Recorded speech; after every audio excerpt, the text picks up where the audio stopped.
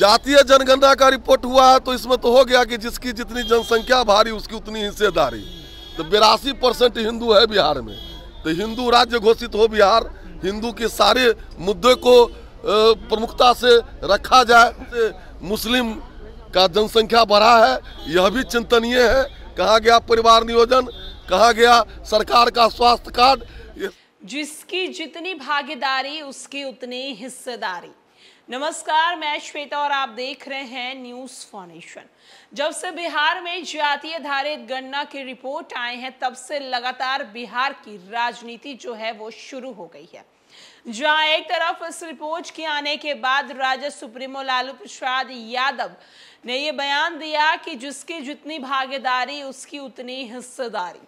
अब इसी को लेकर बीजेपी के विधायक हरिभूषण ठाकुर बचौल ने कहा है कि अगर ऐसा है तो बिहार में 82% लोग हिंदू हैं, तो बिहार को हिंदू राज्य का दर्जा मिलना चाहिए। हरिभूषण ठाकुर बचौल ने कहा है कि जाति आधारित गणना सिर्फ और सिर्फ राजनीति के लिए की गई है, वोट बैंक के लिए की गई है।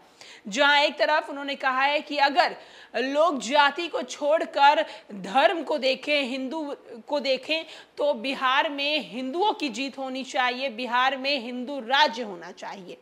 आपको बताते चले कि जहां एक तरफ हिंदुओं की 82% आंकड़े आए हैं, वहीं मुसलमानों के 17% आंकड़े में दिखाए गए हैं। अब मुसलमानों के आंकड़े देखने पर भी बीजेपी विधायक हरिभूषण ठाकुर बचौल ने कहा है कि मुसलमान लगातार बढ़ते चले जा रहे हैं, जनसंख्या रोक पर कोई एक्शन लेना चाहिए, इस पर कोई नए कानून बनाने चाहिए। क्या कुछ जातीय आधारित गणना को लेकर हरिभूषण ठाकुर बचौल बोल रहे हैं, किस तरीके से वो नीतीश सरकार पर हमलावर है, चलिए हम आपको सुनवाते हैं उनकी पूरी बातों को।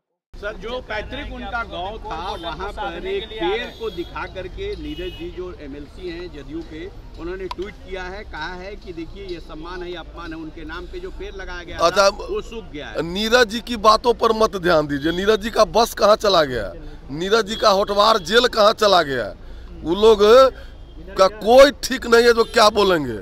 हम कैलाशपति मिश्रा जी को संगठन पुरुष मानते हैं, अपना आदर्श पुरुष मानते हैं, और उनका जन्म शती समारोह पूरे साल भर गौरवपूर्ण तरीके से मनाएंगे। जातीय जनगणना का रिपोर्ट हुआ है तो इसमें तो हो गया कि जिसकी जितनी जनसंख्या भारी उसकी उतनी हिस्सेदारी। तो 82% हिंदू है बिहार में, तो हिंदू राज्य घोषित हो बिहार, हिंदू के सारे मुद्दे को प्रमुखता से रखा जाए और हिंदुओं का बोलबाला हो सभी जगह। इसीलिए कोई बात नहीं है हिंदुओं का। और जिस तरह से मुस्लिम का जनसंख्या बढ़ा है, यह भी चिंतनीय है। कहा गया परिवार नियोजन, कहा गया सरकार का स्वास्थ्य कार्ड, ये सब इसलिए विचारणीय विषय है। अगर सभी आदमी नहीं संभले तो आने वाले 40 से 50 वर्षों में कहाँ चला जाएगा, जात नाम का चीजों नहीं बचेगा बिहार में। यादव ने भी आबादी के हिसाब से हिस्सेदारी की बात कही है, तो उस पर क्या कहेंगे? तो लालू जी तो कहे हैं, तब तब अति पिछड़ा भाई को बना में मुख्यमंत्री।